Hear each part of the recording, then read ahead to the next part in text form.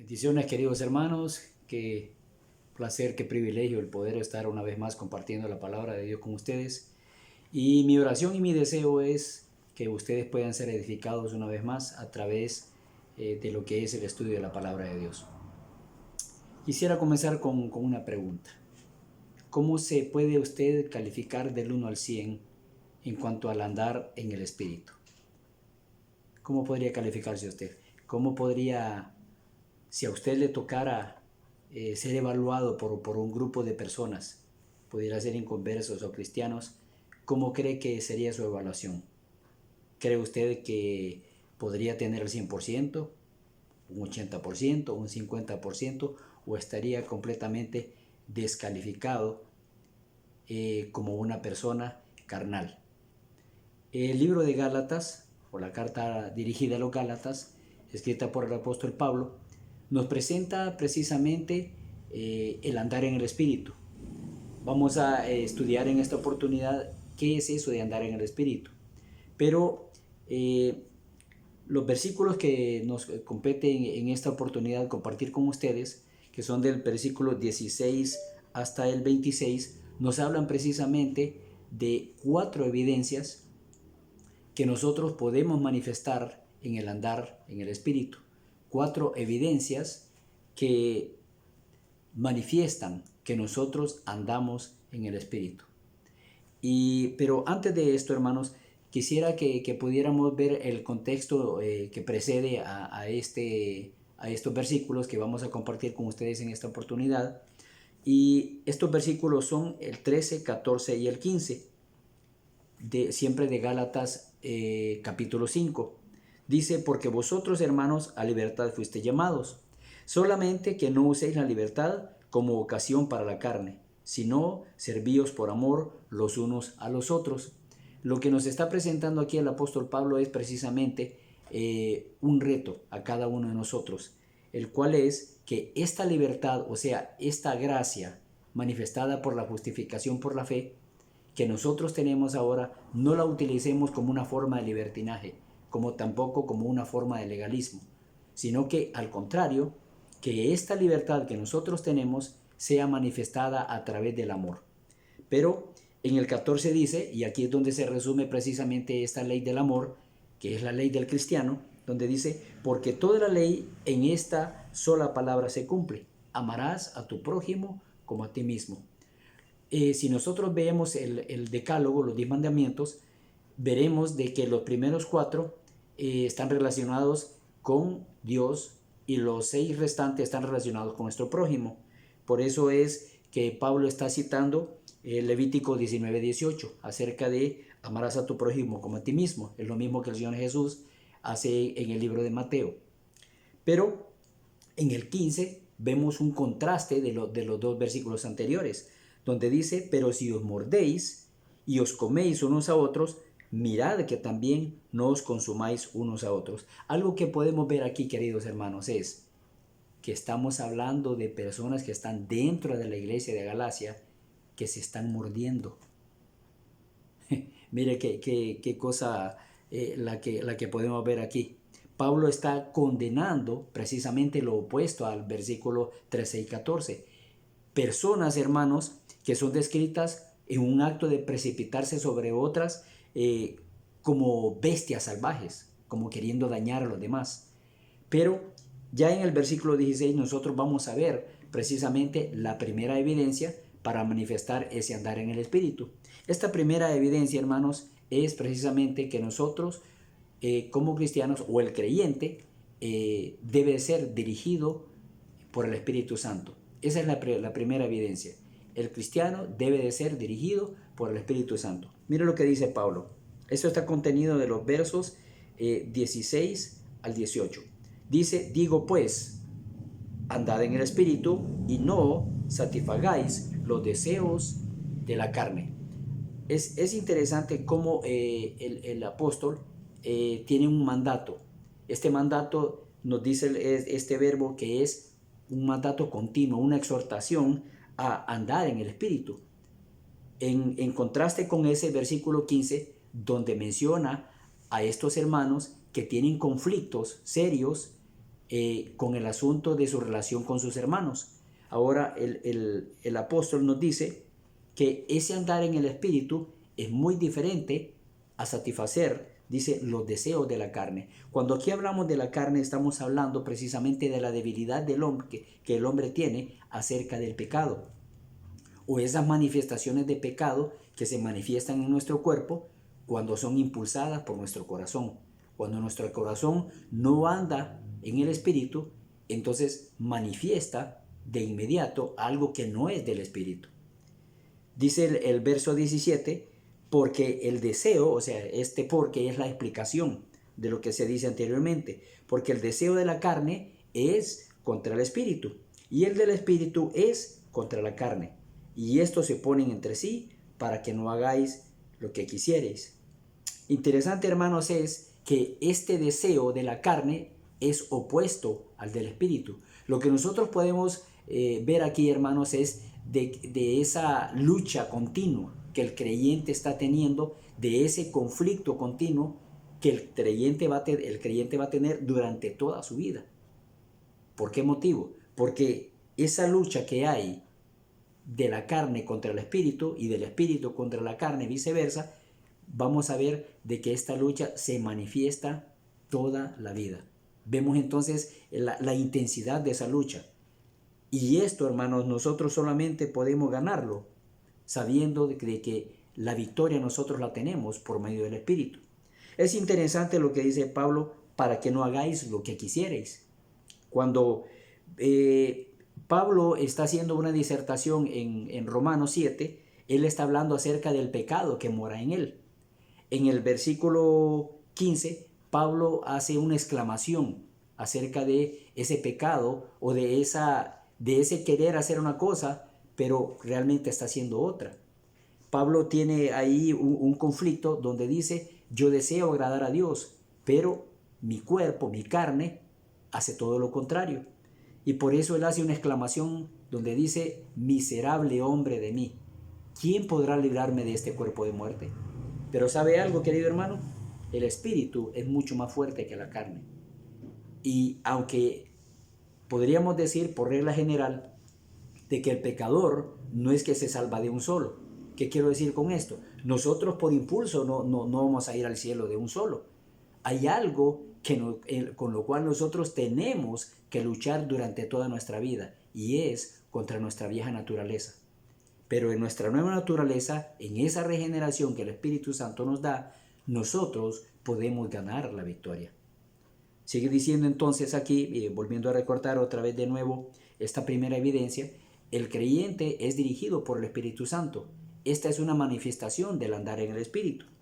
El versículo 18 dice, pero si sois guiados por el Espíritu, no estáis bajo la ley. ¿Qué es ser dirigido por el Espíritu, hermano?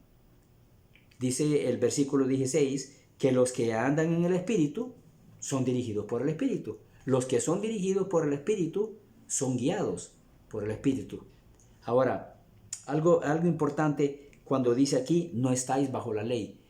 Pablo en los capítulos anteriores nos dice de que la ley es maldición, de que la ley es derrota, de que la ley es una impotencia espiritual que la persona tiene en querer salvarse a través de las obras de la ley. Pero para el hombre es imposible poder salvarse de esa forma.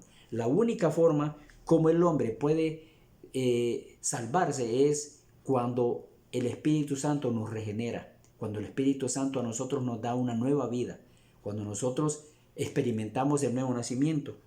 Entonces, el ser dirigido por el Espíritu, hermanos, hace de que ahora ya las obras de la ley no tengan esa vigencia.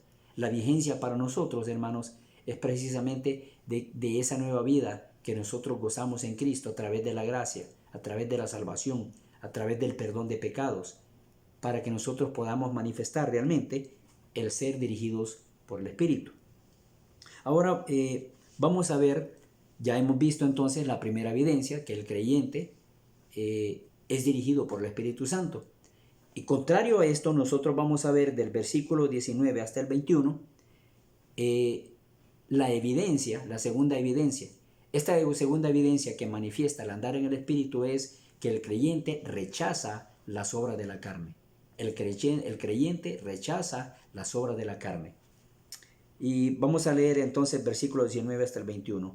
Manifiestas son las obras de la carne, que son adulterio, fornicación, inmundicia, lascivia, idolatría, hechicerías, enemistades, pleitos, celos, iras, contiendas, disensiones, herejías, envidias, homicidios, borracheras, orgías y cosas semejantes a estas, acerca de las cuales os amonesto, como ya os lo he dicho antes, que los que practican tales cosas no heredarán el reino de Dios. Podemos ver de que aquí nosotros en estas 18 cosas podemos encontrar 4 grupos. El primer grupo tiene que ver con la inmoralidad, o sea, el adulterio, la fornicación, la inmundicia y la lascivia, aunque no son cosas iguales, de otra manera sí vienen a ser algo contrario a la voluntad de Dios. Todo lo que tiene que ver en relación con el sexo. Es un asunto, hermanos, en el cual el creyente tiene que luchar durante toda su vida con esto. Tiene que luchar con imágenes, tiene que luchar contra tentaciones de personas que están alrededor nuestro, pero esto tiene que ver, hermanos, con una actitud interior. Lo contrario de esto es el dominio propio, que lo veremos más adelante.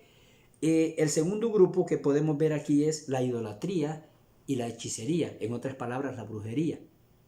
En este segundo grupo de la idolatría, nosotros vamos a encontrar que no solamente es adoración a imágenes, no solamente es comer carne, como los gálatas muy bien lo sabían, comer carne de los sacrificados a los ídolos, sino que tiene que ver, hermanos, con todo aquel pecado en nuestro egocentrismo, en el cual nosotros desplazamos a Dios del lugar que le corresponde para poner nuestro yo, y ese yo lo que hace es que manifiesta el pecado. O sea, nosotros queremos hacer nuestra propia voluntad y nos olvidamos de Dios. En este sentido, la idolatría, que también tiene que ver con la envidia, la avaricia, es un pecado de idolatría. ¿Por qué razón? Porque a la persona desplaza a Dios del puesto que le corresponde a él. ¿Para qué? Para posicionarse a él como lo que yo quiero, lo que yo deseo. Muy cerca de esto está la hechicería, la brujería. Todas aquellas personas que se dedican precisamente a este rubro, a este negocio ilícito, por cierto, son aquellos que engañan a las personas, y estas personas, buscando al brujo, buscando al hechicero para que le haga pócimas, para que haga muchas cosas, ¿qué hace también? Desplaza el poder de Dios para buscar el qué, buscar su propia autosatisfacción. Él no quiere buscar la voluntad de Dios, él quiere buscar la manera más fácil de poder complacer su ego, su egocentrismo. Y aquí nosotros podemos preguntarnos algo, hermanos. Si estos pecados que hemos visto hasta este momento son cosas que son las obras de la carne y que nosotros debemos de rechazar, ¿por qué entonces no ponerle un alto a esto? Cuando nosotros sintamos, hermano, que nuestro egocentrismo, que cuando ese yo comience a aflorar, debemos de pensar, hermanos, debemos de percibir, debemos de ver de que hay alguien que está dentro de nosotros y que nos dice, ojo, cuidado, alto. ¿Quién es esa persona? El Espíritu Santo, convenciéndonos de pecado, ayudándonos en esa lucha interior que tenemos a cada momento, día a día, año con año, hasta el final de nuestra vida. Pero veamos ahora el siguiente grupo. En este siguiente grupo nosotros vamos a ver lo siguiente, queridos hermanos. Vamos a ver esas cosas que tienen que ver en relación con los demás. Y aquí nosotros podemos entender esto, que las enemistades, los pleitos, los celos, las iras, las contiendas, las disensiones y las herejías y las envidias tienen que ver con que nosotros no dañemos a nuestro prójimo. Todas estas cosas nos hacen ver de que hay algo que puede estar mal en nuestra vida cuando estas cosas se manifiestan.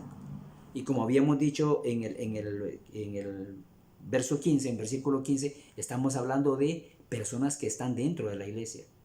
Si hay alguna de estas cosas, hermano, que se está manifestando, hacia uno de nuestros hermanos, tengamos cuidado, porque algo anda mal. Termino aquí con el cuarto grupo, donde habla acerca de borracheras y orgías, y cosas, dice, semejantes a estas. En cuanto a la borrachera y las orgías, nosotros podemos entender que estas dos cosas van juntas, tanto la borrachera como las orgías, o sea, todas las cosas que tienen que ver con las personas que beben o que consumen drogas, todas las demás cosas que siguen después de la borrachera son esas orgías, todas esas cosas que se manifiestan al andar en estado de ebriedad o bajo algún alucinógeno. Pero el apóstol nos dice que Él nos amonesta, que Él nos exhorta, de que si hay algo que está ocurriendo como esto, dice que los que, como Él lo ha dicho antes, que los que practican tales cosas no heredarán el reino de los cielos, lo cual quiere decir de que la persona que está todavía en este tipo de pecados es porque realmente no le ha alumbrado la luz del Evangelio. Pero vemos entonces ahora lo contrario o lo opuesto a lo que son las obras de la carne. Y esta es la tercera evidencia. Esta manifestación, hermanos, del andar en el Espíritu es la cosecha que el creyente tiene por el fruto del Espíritu. El creyente cosecha el fruto del Espíritu. Y dice aquí que son 9 cosas las que manifiestan precisamente el fruto del Espíritu. Cuando yo digo que el creyente cosecha es porque el creyente está disfrutando, está contento en que estos, vamos a decir así, virtudes cristianas, que son también atributos comunicables de Dios, el cristiano no solamente las experimenta, sino que también está contento con ellas. Comenzamos con amor. Cuando nosotros vemos el amor, estamos volviendo otra vez de nuevo al versículo 14. Amarás a tu prójimo como a ti mismo. Y si el amor, hermanos, hacia nuestro prójimo es algo que se evidencia en nuestra vida, podemos ver de que también el gozo está cerca del amor. ¿Por qué? Porque el gozo es lo que hace que nosotros podamos complacer a Dios. Y también nosotros sabemos de que eso trae alegría a nuestra vida cuando nosotros amamos a los hermanos, cuando amamos a Dios. Pero también vemos dentro de este grupo la paz. La Biblia nos dice en Salmo 119 que aquellos que aman la ley son aquellos que gozan de paz. Entonces, esta paz también tiene que ver con el segundo grupo, la paciencia, la benignidad y la fe. La paciencia, hermanos, tiene que ver con todo lo contrario de aquellos que tienen iras o que estallan en ira, ¿verdad? Muy al contrario, la paciencia lo que nos dice es que nosotros podemos ejercer un control sobre nosotros para no enojarnos, ¿verdad? Contra otras personas. Pero también podemos ver aquí la benignidad, es esa suavidad, esa dulzura que manifestó el Señor Jesucristo hacia las demás personas, que también nosotros podemos manifestar. También nos habla aquí de la bondad. O sea, la bondad tiene que ver con la generosidad de nuestro corazón que se traduce en hechos. También podemos ver un tercer grupo que es la fe, la mansedumbre y la templanza. Pero dentro de esto podemos ver, hermanos, de que la fe tiene que ver con la fidelidad hacia la voluntad de Dios. Pablo en el capítulo 4 hace un reclamo, tiene una queja hacia esos hermanos que de la iglesia de Galacia que no eran fieles hacia él y que no eran fieles también hacia el Señor, se habían volteado. Pero junto con la fidelidad, con esa voluntad, a la lealtad, a la voluntad de Dios, encontramos también la mansedumbre, o sea, la humildad, el ser suaves con las demás personas. Y también, por último, encontramos el dominio propio. ¿Qué podemos decir acerca del dominio propio? Es ese poder que nosotros ejercemos sobre nosotros mismos para no pecar, para no tener que decirle sí a las obras de la carne, ¿verdad? Y dice aquí que contra tales cosas no hay ley. O sea, si nosotros estamos practicando, cosechando, disfrutando del fruto del Espíritu, no habrá nada, hermanos, que esté en contra de nosotros, porque de esta forma nosotros estamos echando fuera las obras de la carne. Quiero evidenciar ahora la cuarta evidencia, que manifiesta el andar en el Espíritu, y esta tiene que ver precisamente con que el creyente vive bajo la voluntad del Espíritu Santo. El creyente vive bajo la voluntad del Espíritu Santo. Dice, si vivimos por el Espíritu, andemos también por el Espíritu. Interesante, hermanos, es que el Espíritu Santo es la fuente de nuestra vida. Si el Espíritu Santo es la fuente de nuestra vida, entonces nuestra conducta, hermanos, también ha de ser dirigida por el Espíritu Santo. Y al final nos dice aquí, en esta cuarta evidencia que manifiesta el andar en el Espíritu, que no nos hagamos vanagloriosos, o sea, que no seamos fanfarrones acerca de aquello que pensamos que tenemos, que poseemos, pero realmente no lo tenemos. Y Pablo dice que no seamos vanagloriosos, o sea, que no nos demos a la fanfarronería, porque es algo que a Dios no le gusta. Diciendo, irritándonos unos a otros, envidiándonos unos a otros. Pero el apóstol Pablo dice lo siguiente, que si nosotros andamos en el Espíritu, nosotros podemos disfrutar también del fruto del Espíritu. Y todo esto, hermanos, todas estas evidencias que manifiestan el andar en el Espíritu, hará que nosotros no tengamos las obras de la carne como algo que nosotros practiquemos a diario, sino que serán cosas que nosotros vamos a rechazar siempre. Si andamos en el Espíritu, vivamos por el Espíritu, seamos dirigidos por el Espíritu y también comportémonos como lo que el Espíritu desea que nosotros seamos. Así, lo que hemos creído en un principio, vivamos eso también con nuestra conducta cada día. Dios les bendiga.